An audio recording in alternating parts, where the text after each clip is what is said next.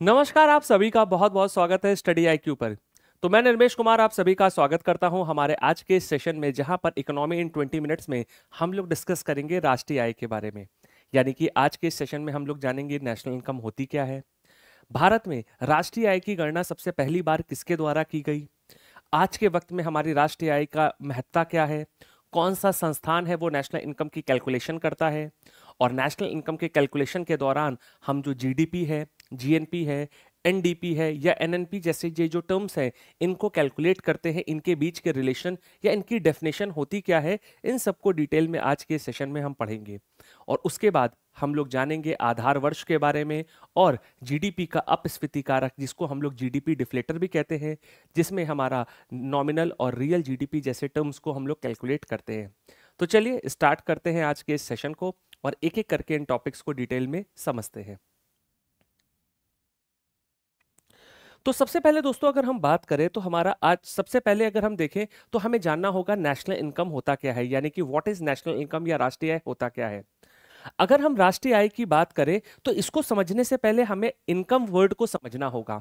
जैसे कि अगर हम और आप अपने बारे में बात करें तो हम और आप जो भी कार्य करते हैं उसके पीछे कुछ ना कुछ आर्थिक लाभ छुपा होता है। यानी कि अगर हम पढ़ा रहे हैं, जैसे कि मैं आपको यहाँ पे पढ़ा रहा हूँ, तो मैं जब आपको यहाँ पर पढ़ा रहा हूँ तो एक प्रकार की मैं अपनी सेवाएं दे रहा हूँ स्टडी आईक्यू के प्लेटफॉर्म के थ्रू, जिसके बदले में स्टडी आईक्यू के द्वारा मुझे क्या है, सैलरी दी जा रही है।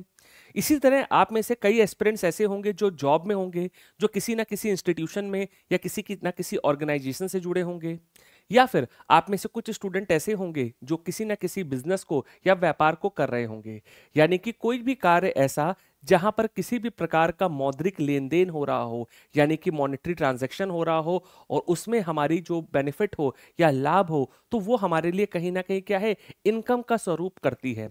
जैसे कि अगर आप कोई बिजनेस करते हो या व्यापार करते हो तो उसमें जब आप कोई भी वस्तुओं को खरीदते या बेचते हो, तो ऐसे में अगर आप बेच रहे हो तो आपके पास अगर अतिरिक्त पैसा बचा जितने में आपने उस माल को खरीदा, और जब उस माल को बेचा तो बीच में जो पैसा बचा उसमें से सारी चीजों की कटौती करने के बाद, यानी कि जो भी पैसा या आपकी लागत में लगा हो, जैसे दुकान किराए पे लेना, भाड़े पे किसी व्यक्ति को आपने अपने नौकरी पे रखा हो, या फिर बिजली का खर्च या अन्य एक्सपेंडिचर को जब आप माइनस करते हैं तो वो शुद्ध लाभ यानी कि आपका प्रॉफिट बन जाता है, और वही कहीं ना कहीं बिजनेस की हमारी इनकम बनती है।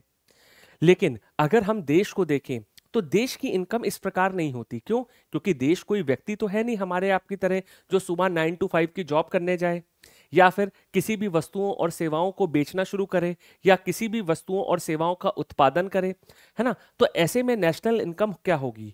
तो नेशनल इनकम जो होती है दोस्तों, वो उसके देश के अंदर रहने वाले जो लोग हैं या उसके जो नागरिक हैं, चाहे वो देश में रहें या देश के बाहर रहें, उनके द्वारा जो भी आर्थिक लेन देन किया जा रहा है या उनके द्वारा जो भी गुड्स एंड सर्विसेज को प्रोड्यूस किया जा रहा है, उसकी मॉनेटरी वैल्यू को हम नेशनल इनकम के रूप में जानते हैं। यानी कि इसको अगर हम सरल भाषा में बोले तो नेशनल इनकम क्या है? Total net earning from the production of goods and services in a country over a period of time, usually 1 year. यानी कि एक साल की सीमा के अंदर या एक साल की समय अवधि के दौरान किसी भी देश के लोगों के द्वारा, क्योंकि हम नेशनल की बात कर रहे हैं, तो किसी भी देश के या किसी भी राष्ट्र के लोगों के द्वारा जितना भी अर्निंग हमारे कुल वस्तुओं और सेवाओं के उत्पादन से किया गया है, उसको हम क्या कहते हैं? राष्ट्रीय आय कहते हैं। जैसे फॉर एग्जाम्पल अगर मैं बात करूं, हमारा देश भारत है, तो भारत के अंदर हमारे हजारों प्रकार के लोग होंगे या करोड़ों, वैसे तो लोग हैं, 144 करोड़ की हमारी आबादी है, लेकिन हर एक व्यक्ति क्या है, अलग अलग व्यवसाय में या रोजगार में है। तो कोई व्यक्ति हमारा क्या कर रहा है? कोई व्यक्ति हमारा यहाँ पर बैंकर है, यानी कि बैंक में जॉब कर रहा है, तो यानी कि ये क्या कर रहा है? अपनी सर्विसेज दे रहा है। इसी तरह कोई व्यक्ति हमारा क्या कर रहा है? किसी भी चीज का प्रोडक्शन कर रहा है। जैसे कि मान लीजिए हमारा कोई व्यक्ति क्या है, किसी फैक्ट्री में काम कर रहा है, तो यहां पर वो बिस्किट का प्रोडक्शन कर रहा है, बिस्किट्स बना रहा है। तो जितना भी हमारा बिस्किट्स का प्रोडक्शन हो रहा है, उसकी जो मॉनेटरी वैल्यू है या नेट अर्निंग है, उसको हम यहां पर क्या है, जोड़ देंगे। और ऐसे ही अलग अलग प्रोफेशंस में जो भी नेट अर्निंग निकल के आती है गुड्स एंड सर्विसेज में, वो हमारी क्या होती है? नेशनल इनकम होती है। और ये जो नेशनल इनकम है हमारी इसलिए भी इंपॉर्टेंट है क्योंकि किसी भी देश की ग्रोथ को, किसी भी देश के अंदर जो विकास है उसको हमारा बताने में मदद करता है। यानी कि किसी भी देश की अगर नेशनल इनकम बढ़ रही है, यानी कि उसके अंदर इस प्रकार की आर्थिक गतिविधियां बढ़ रही हैं, उसके अंदर वस्तुओं और सेवाओं का जो उत्पादन है वो बढ़ रहा है, तो इससे क्या है, उसकी इकोनॉमी ग्रो करेगी और वो देश हमारा क्या है, हमारा और विकसित होता जाएगा, यानी कि डेवलप होता जाएगा, क्योंकि वहां पर हमारा अनएम्प्लॉयमेंट कम होगा, लोगों के पास रोजगार बढ़ रहा है, देश की हमारी राष्ट्रीय आय बढ़ रही है, देश में हमारा क्या है, अन्य प्रकार का जो डेवलपमेंट है वो सब हो रहा है। तो इससे क्या है, देश की हम ग्रोथ को भी मॉनिटर करते हैं। जितनी ज्यादा नेशनल इनकम उतना बेहतर हमारा विकसित होता हुआ देश नजर आता है। अब आज के जमाने में तो हम नेशनल इनकम को कैलकुलेट करते हैं, लेकिन अगर हम भारत के इतिहास को देखें तो क्या नेशनल इनकम को कैलकुलेट करना हमने हाल ही के वर्षों में शुरू किया है? ऐसा नहीं है।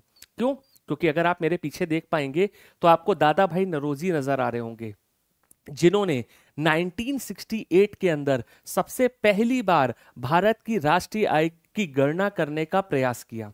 यानी कि दादा भाई नौरोजी ने अपनी एक पुस्तक लिखी थी, poverty and un British rule in India, और इन्होंने उस वक्त हमारे देश की राष्ट्रीय आय को यहां पर एक प्रकार से गढ़ा था। और इनके अनुसार प्रति व्यक्ति आय उस वक्त हमारी लगभग 20 रुपए के करीब थी और देश की राष्ट्रीय आय लगभग 5 करोड़ रुपए के करीब हुआ करती थी। लेकिन जैसे जैसे समय बदला, हमारे पास नई नई पद्धतियां या मेथडोलॉजीज निकल करके आई और राष्ट्रीय आय को कैलकुलेट करने के लिए हम कई वैज्ञानिक तरीकों का प्रयोग करने लगे। जैसे अगर हम भारत में बात करें तो 1925 से 1929 के बीच में डॉक्टर V.R.K.V. राव वो पहले व्यक्ति थे जिन्होंने भारत की राष्ट्रीय आय की गणना करने के लिए साइंटिफिक तरीके का, यानी कि वैज्ञानिक तरीके का प्रयोग किया। यानी कि he is the first person to use और to deploy scientific method for calculation of national income. लेकिन अगर हम बात करें तो ये कुछ हद तक सफल भी रहे, लेकिन जब हम आज के दृश्य को देखते हैं या आज के देश को देखते हैं तो आज हमारे पास क्या है, और भी एडवांस मेथडोलॉजीज है नेशनल इनकम को कैलकुलेट करने के लिए। और इसके लिए हमारी देश की सरकार के द्वारा संस्थानों को या एक संस्थान को निर्धारित किया गया है कि आप हमारे देश की नेशनल इनकम को कैलकुलेट करें। जैसे आज़ादी के बाद की अगर हम बात करें तो आज़ादी के बाद नेशनल इनकम कमेटी का गठन किया गया 1959 में, जो कि हमारे क्या है, चेयरमैन पीसी महालनोबिस जी के नेतृत्व में बनाई गई। और इन्हीं के द्वारा हमारा देश में जो राष्ट्रीय सांख्यिकी संस्थान है, यानी कि अगर हम देखें तो सेंट्रल स्टैटिस्टिक्स ऑफिस जो है, उसकी जो नींव रखी गई, उसी को ये जिम्मेदारी दी गई कि नेशनल इनकम को कैलकुलेट करें। यानी कि अगर हम बात करें पोस्ट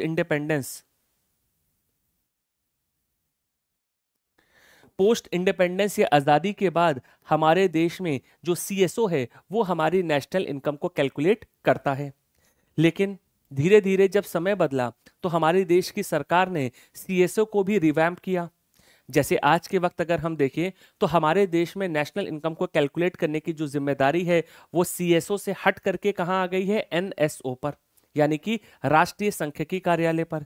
तो केंद्रीय सांख्यिकी से राष्ट्रीय सांख्यिकी कार्यालय पर क्यों आई? क्योंकि 2019 के अंदर भारत की सरकार के द्वारा केंद्रीय सांख्यिकी कार्यालय और नेशनल सैंपल सर्वे ऑफिस का मर्जर कर दिया गया। ठीक है, इन दोनों संस्थानों का क्या कर दिया गया, विलय कर दिया गया। और इन दोनों के विलय के बाद हमें राष्ट्रीय सांख्यिकी कार्यालय देखने को मिला। तो आज 2025 में हमारी जो राष्ट्रीय आय की गणना करने की जिम्मेदारी है वो किसके पास है, राष्ट्रीय सांख्यिकी कार्यालय के पास है। क्लियर? तो इसको याद रखिएगा, ये भी कई बार सवाल हमारा पूछा जाता है कि भारत के अंदर किस संस्थान का या किस मंत्रालय की जिम्मेदारी है राष्ट्रीय आय की गणना करना। तो याद रखिएगा, नेशनल स्टैटिस्टिक्स ऑफिस की जिम्मेदारी है राष्ट्रीय आय को गणना करना।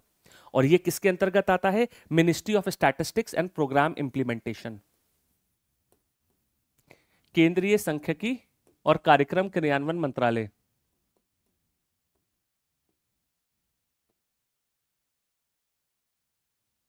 एंड प्रोग्राम इंप्लीमेंटेशन, ठीक है ना, तो याद रखिएगा। क्लियर? चलिए, अब अगर हम नेशनल इनकम को कैलकुलेट करने को देखें तो हमारे पास तमाम प्रकार के मेथडोलॉजीज या टूल्स होते हैं नेशनल इनकम को कैलकुलेट करने के लिए। जैसे कि जीडीपी, जिसको हम सकल घरेलू उत्पाद कहते हैं, दूसरा जीएनपी सकल राष्ट्रीय उत्पाद, फिर नेट नेशनल प्रोडक्ट यानी कि शुद्ध राष्ट्रीय उत्पाद, इसी तरह हमारा शुद्ध घरेलू उत्पाद, इसी तरह शुद्ध हमारा राष्ट्रीय उत्पाद जो कि लागत कारक पे हो, या फिर शुद्ध राष्ट्रीय उत्पाद जो कि हमारे क्या है बाजार मूल्यों पर, और व्यक्तिगत आय। तो ये सब जो मेथडोलॉजीज हैं नेशनल इनकम को हम कैलकुलेट करते हैं ताकि हमारे इकोनॉमी के अलग अलग जगहों पर हमारी जो नेशनल इनकम है, या इन शॉर्ट अगर हम बोले तो गुड्स और सर्विसेज जो प्रोड्यूस हो रही हैं उनकी मॉनेटरी वैल्यू को कैलकुलेट कर सकें। और ये जो नंबर्स हैं ये वेरी करते हैं, क्यों? क्योंकि यहाँ पर हम जो सैंपल साइज लेते हैं या जो भी हमारा जो जोग्राफिकल एरिया की हम बात करें या देश के नागरिकों की बात करें तो वो हमारा वेरी करता है। तो इसीलिए ये इतने मेथड्स हैं जिससे कि सरकार को हमारे सप्लाई साइड पर, सरकार को हमारे क्या है डिमांड साइड पर, या इकोनॉमी के अंदर हमारी जो अर्थव्यवस्था की स्थिति है उसका पूरा ब्यौरा मिल पाता है। कैसे मिलता है आइए जानते हैं, एक एक करके इनको समझते हैं। अगर हम यहां पर सकल घरेलू उत्पाद की बात करें यानी कि ग्रॉस डोमेस्टिक प्रोडक्ट की बात करें तो ये क्या होता है? It is the total monetary और market value of all the finished goods and services produce within a country's geographical boundary. यानी कि किसी भी देश की भौगोलिक सीमा के अंतर्गत जितनी भी अंतिम वस्तुओं और सेवाओं का कुल उत्पादन हुआ है उसकी मौद्रिक कीमतों को हम क्या बोलते हैं? हमारा सकल घरेलू उत्पाद। यानी कि अगर हम इंडिया के कॉन्टेक्स्ट में देखें तो जम्मू कश्मीर से हमारा जो कन्याकुमारी है, या फिर हम इंदिरा पॉइंट भी ले लेते हैं क्योंकि अंडमान निकोबार भी हमारा क्या है भारत का अखंड अंग है ना। और अरुणाचल प्रदेश से गुजरात की अगर हम बात करें, अरुणाचल प्रदेश से हम जो गुजरात की अगर बात करें तो इसके अंदर रहने वाले जितने भी लोग हैं चाहे वो भारतीय मूल के हों यानी कि whether they are citizen of India, और फॉरेन नेशनल यानी कि विदेशी मूल के व्यक्ति भी और भारतीय मूल के व्यक्ति भी जो भारत की भौगोलिक सीमा के अंदर रह रहे हैं, उनके द्वारा जो अंतिम वस्तुओं और सेवाओं का जो हमारा कुल उत्पादन किया जाता है उसको हम क्या बोलते हैं? जीडीपी बोलते हैं। और जितनी भी हमारा जीडीपी को निकालना होता है जब हमें, तो कुल जितना क्वांटिटी है और उनका जो मूल्य है उसको आपस में मल्टीप्लाई करते हैं तो हम क्या निकाल लेते हैं? जीडीपी। फॉर एग्जाम्पल भारत की भौगोलिक सीमा में मान लेते हैं हमारे 1000 नए मोबाइल फोन का निर्माण होगा और एक मोबाइल फोन की प्राइस कितना है? 20,000। तो भारत की जीडीपी में इस मोबाइल फोन का वैल्यू क्या निकल आएगी? 1000 इंटू 20,000, क्योंकि 1000 हमारी क्वांटिटी है, मात्रा है उस मोबाइल फोन की जिसका निर्माण हुआ है, और 20,000 रुपए क्या है? उसकी कीमतें हैं जो जिसमें उसका निर्माण किया गया है। तो कितना हो जाएगा? लगभग हमारा लगभग 2 करोड़ के करीब हो जाएगा। यानी कि ये हमारे देश की जीडीपी में इसकी वैल्यू निकल आई। तो आई होप कि क्लियर हुआ कि ज्योग्राफिकल बाउंड्री के अंदर जो भी अंतिम वस्तुओं और सेवाओं का उत्पादन होगा वो हमारा जीडीपी कहलाएगा। इसी तरह जब ग्रॉस नेशनल प्रोडक्ट की हम बात करें, सकल राष्ट्रीय उत्पाद की हम बात करते हैं, तो सकल राष्ट्रीय उत्पाद का मतलब क्या है? किसी भी देश के नागरिकों के द्वारा, यानी कि it is the total value of all the finished goods and services produced by a country citizen in an given financial year irrespective of their location. यानी कि किसी भी देश के नागरिकों के द्वारा अंतिम वस्तुओं और सेवाओं का जो कुल उत्पादन है उसकी मौद्रिक कीमतों को हम जब निकालते हैं तो वो हमारा क्या कहलाता है? सकल राष्ट्रीय उत्पाद।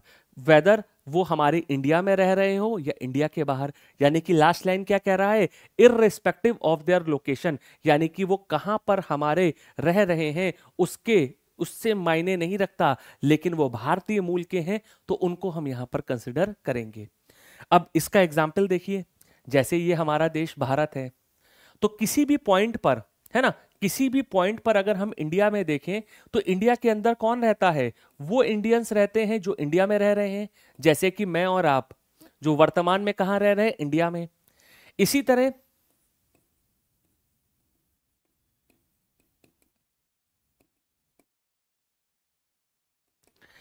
तरह दूसरे कौन लोग होंगे? फॉरेनर मूल के लोग। क्योंकि अभी हमने जब जीडीपी पढ़ा था तो हमने क्या देखा था कि भारत की भौगोलिक सीमा के अंदर किसी भी वक्त में भारतीय रहते हैं या फिर विदेशी मूल के लोग रहते हैं। और एट पॉइंट भी अगर हम देखें तो भारत के कुछ लोग कहाँ हैं, भारतीय मूल के, जो विदेशों में रह रहे हैं, जो आउटसाइड इंडिया रह रहे हैं, जिनको हम लोग क्या कहते हैं, एनआरआई भी कहते हैं। जैसे विराट कोहली हैं, है तो वो भारतीय मूल के, लेकिन वो अपने परिवार के साथ क्या है, यूके में सेटल हो गए हैं ना, यूनाइटेड किंगडम में सेटल हो गए हैं। तो जब भी हम जीडीपी को कैलकुलेट करेंगे तो हम हमेशा क्या करते हैं, जीडीपी को जब हम कैलकुलेट करते हैं तो हमेशा हम क्या करते हैं, 1 और 2 नंबर वाले लोगों को शामिल करते हैं। क्यों? क्योंकि भौगोलिक सीमा में आ रहे हैं।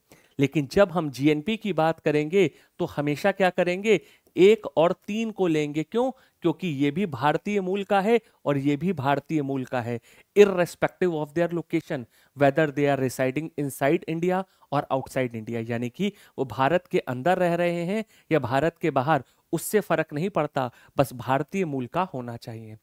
तो इसीलिए जब भी हम जीडीपी से जीएनपी को निकालते हैं तो हम हमेशा क्या करते हैं, net factor income from abroad को यहां पर क्या कर देते हैं, उससे माइनस कर देते हैं। यानी कि शुद्ध विदेशी आय के कारकों को यहां पर क्या करते हैं, घटा देते हैं। क्यों?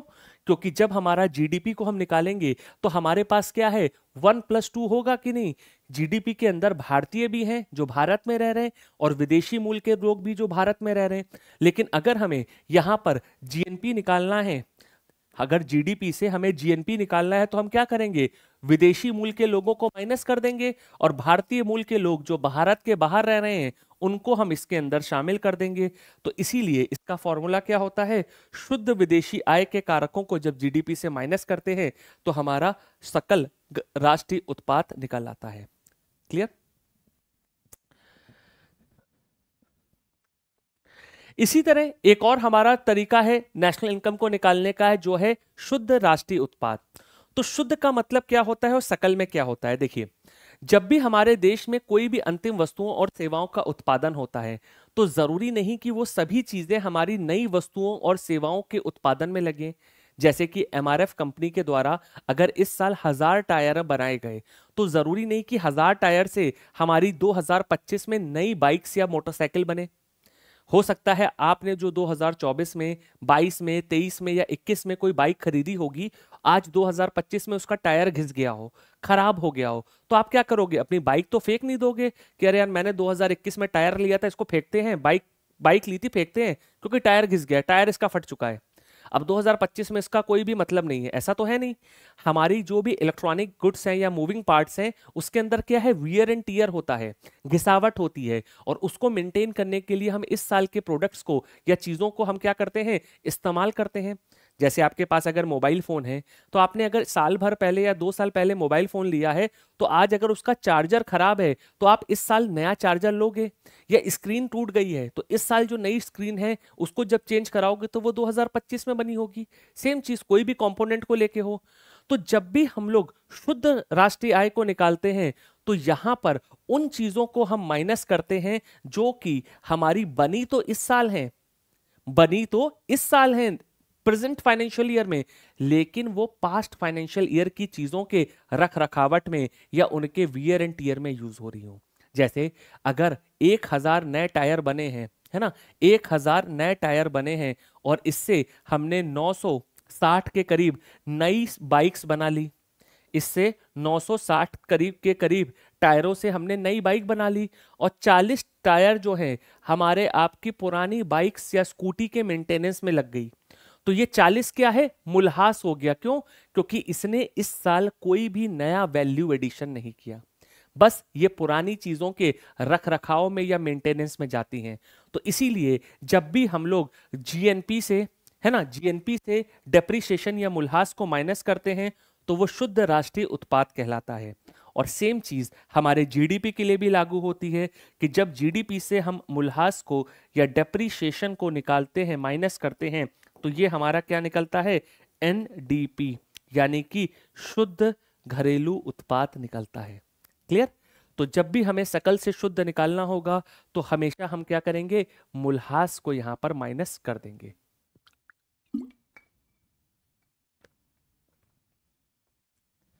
क्लियर? चलिए, अब अगला इंपॉर्टेंट टॉपिक है हमारा जीडीपी डिफ्लेटर। जीडीपी डिफ्लेटर क्या होता है, इसको आइए समझते हैं, लेकिन इससे पहले हमें कुछ एक प्रॉब्लम को समझना होगा, क्योंकि कोई भी चीज का जब इजाद होता है या उसका आविष्कार होता है तो वो कोई ना कोई समस्या के समाधान को निकालने के लिए किया जाता है। जैसे कि अगर हम जीडीपी डिफ्लेटर की बात करें तो इसको लाया क्यों गया।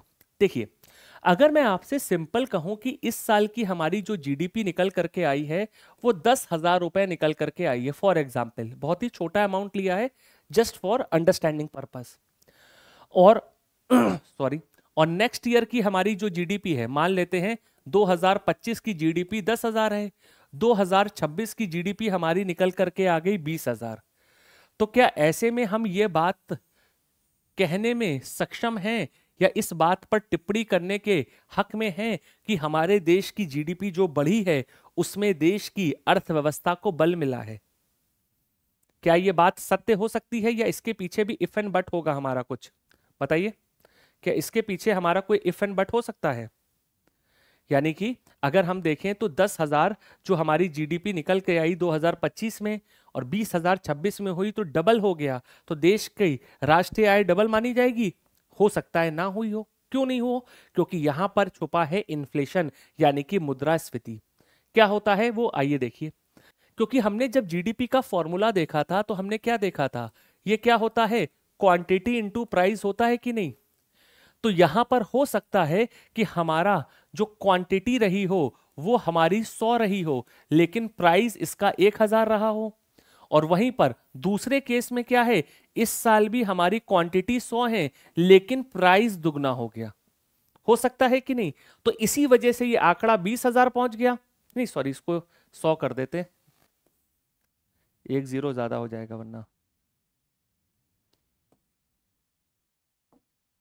है ना। तो अब देखिए यहां पर हमारा क्या हुआ, 10 क्वांटिटी हमारी है, नहीं हाँ, 100 क्वांटिटी है, 100 रुपए में बन रही है। यहां पे 100 क्वांटिटी 200 में बन रही है। तो यानी कि प्राइस की वजह से, इन्फ्लेशन या मुद्रास्फीति की वजह से क्या है, हमारा जीडीपी बढ़ा हुआ है, लेकिन वास्तविकता में देश की अर्थव्यवस्था में उत्पादन नहीं बढ़ा, मूल्यों की वजह से जीडीपी बढ़ा हुआ नजर आ रहा। तो वहीं पर हम क्या करते हैं, जीडीपी डिफ्लेटर को यानी कि जीडीपी के अपस्फीति कारक को निकालते हैं। जहां भी किसी भी वर्ष के यानी कि जिस भी वित्तीय वर्ष में हम राष्ट्रीय आय की गणना कर रहे हैं वहां के मूल्यों को लेते हैं और एक मूल्य हम आधार वर्ष का लेते हैं, यानी कि बेस ईयर का लेते हैं। तो बेस ईयर के आधार पर हमें क्या है, एक रेफरेंस पॉइंट मिल जाता है और करंट में जो दामों का अंतर आया है या इन्फ्लेशन का अंतर आया है उसको हम यहां पर पकड़ पाते हैं। तो क्या होता है ये बेस ईयर, आइए पहले तो बेस ईयर के कॉन्सेप्ट को समझते हैं दोस्तों। बेस ईयर या आधार वर्ष की बात करें तो वो ये रेफरेंस पॉइंट होता है जहां पर हम किसी भी दामों को यहां पर क्या है, एक बेंचमार्क के लिए रखते हैं। जैसे आपने देखा होगा कि जब भी रेस शुरू होती है तो एक स्टार्टिंग पॉइंट होता है जहां पर सभी खिलाड़ी खड़े होते हैं शून्य, और वहां से जो डिस्टेंस वो ट्रेवल करते हैं वो हम नापते हैं। तो यानी कि सभी के लिए एक प्रकार का लेवल प्लेइंग फील्ड। तो इसीलिए हमारे देश में सॉरी, या किसी भी अर्थव्यवस्था के अंदर हम मूल्यों को आधार वर्ष पर स्थिर करते हैं ताकि वहां पर हमारी कीमतें क्या है, स्थिर हों, और उसी से हम जब जीडीपी को कैलकुलेट करें तो हमको ये पता लगे कि अगर प्राइस फिक्स रहता तो हमारी देश में जो अंतिम वस्तुओं और सेवाओं का जो उत्पादन है वो वाकई में बढ़ा था कि नहीं। जैसे अगर हम देखें तो प्रेजेंट में हमारी जो जीडीपी का बेस ईयर क्या है, 2011-12, जो कि नेक्स्ट ईयर 2026 में चेंज होके 22-23 होगा। ठीक है, तो अगर मान लीजिए हमने हर एक चीज की कीमतों को 100 रुपए रखा, यानी कि 2011-12 में सेब की कीमत 100 रुपए किलो थी, ठीक, और आज इसकी कीमत 150 रुपए है, तो हम कह सकते हैं कि नहीं कि आधार वर्ष की तुलना में सेब की कीमतों में 50% की वृद्धि हुई है। तो इसीलिए हम जीडीपी डिफ्लेटर में क्या करते हैं, आधार वर्षों के मूल्यों को कंसीडर करके यहां पर जीडीपी को कैलकुलेट करते हैं। यानी कि जीडीपी डिफ्लेटर को अगर हम देखें तो यहां पर हम जब नॉमिनल जीडीपी निकालते हैं तो यहां क्या करते हैं, करंट ईयर की क्वांटिटी ले लेते हैं, यानी कि इस साल कितनी मात्रा में उत्पादन हुआ, और साथ साथ करंट ईयर के हमारी कीमतें या प्राइस क्या है। लेकिन आपको पता है कि करंट ईयर के दामों में क्या है, इन्फ्लेशन छुपा है। तो इसको कैसे पकड़ेंगे, तो इसके लिए हम वास्तविक जीडीपी को निकालते हैं। जहां पर हम क्वांटिटी तो इस साल की लेंगे ही लेंगे, लेकिन दाम ले लेंगे कहां पर, बेस ईयर के, आधार वर्ष के, जो हमारे रेफरेंस पॉइंट है। और इसी से हमें पता लग जाता है कि वाकई में क्या देश की जीडीपी में हमारा जो नंबर ऑफ आइटम्स है या जो क्वांटिटी है उसमें वृद्धि हुई है कि नहीं हुई है। क्लियर? तो आई होप कि आपको ये बेसिक्स कॉन्सेप्ट इस छोटी सी सीरीज में समझ में आए होंगे। और इसी तरह से हम लोग हर वीक 2 वीडियोस लेके आएंगे इकोनॉमिक्स के, जहां पर ये इंपॉर्टेंट टॉपिक्स को डिटेल में डिस्कस करेंगे। अगर आपको लगता है कि सर यहां पे मुझे थोड़ा और डिटेल में बताइए, तो कमेंट में जरूर बताइएगा। तो इसके लिए एक डेडिकेटेड और अलग से वीडियो मैं लेकर के आ जाऊंगा, जहां पर इन टॉपिक्स को काफी डिटेल में विस्तार में आपको एक्सप्लेन कर दूंगा। क्लियर? इसके अलावा दोस्तों, आप में से जो लोग भी स्टडी आईक्यू से अभी तक नहीं जुड़े हैं और स्टडी आईक्यू के साथ जुड़ करके यूपीपीसीएस की हमारी तैयारी करना चाहते हैं 26, 27 या 28 में, या आरओ की तैयारी करना चाहते हैं, तो इसके लिए हमारा स्टडी आईक्यू का हमारा जो आरंभ बैच है वो लाइव हो चुका है दोस्तों। तो इसके लिए सबसे पहले तो आपको हमारी ऑफिशियल वेबसाइट पे जाना है। वहां पे जैसे ही आप स्टेट पीसीएस को सेलेक्ट करोगे, तो यहां पर आपको आरंभ 14 बैच लाइव देखने को मिलेगा, जहां पर आपको गोल्ड और प्लैटिनम मेंबरशिप देखने को मिलती है। गोल्ड मेंबरशिप आपके 2 साल की वैलिडिटी के साथ है, प्लैटिनम में 4 साल की वैलिडिटी मिलती है। दोनों में ही 1000 से भी अधिक घंटों की live classes, hand written notes, class के नोट्स के क्रक्स, साथ साथ monthly current affairs, UP specific topics, और अगर हम बात करें तो प्रीलिम्स और मेंस की टेस्ट सीरीज रहती है। लेकिन अगर आप यहां पर प्लैटिनम मेंबरशिप के साथ जाते हो, जो 4 साल की वैलिडिटी के साथ आती है, वहां पर एडिशनली आपको बुक्स मिलेंगी। जो भी लैंग्वेज में आप सब्जेक्ट को ऑप्ट करते हो, इंग्लिश या हिंदी मीडियम में पेपर देते हो, तो उस मीडियम की आपको बुक्स मिलेंगी। साथ साथ आपको फैकल्टी का ग्रुप मेंटरशिप की भी एक्सेस मिलेगा, यानी कि जो भी पसंदीदा आपका फैकल्टी है, आप उसके गाइडेंस में तैयारी कर सकते हो। तो इसके लिए आज ही आप नीचे दिए गए मेरा फैकल्टी कोड NIR लाइव का यूज कीजिए, या आपके कोई भी पसंदीदा फैकल्टी है उनका कोड का यूज करके आप स्टडी आईक्यू के इस बैच को एनरोल कर सकते हैं। तो मिलते हैं किसी नए वीडियो में नए टॉपिक के साथ। Till then bye bye, take care and all the very best. जय हिंद।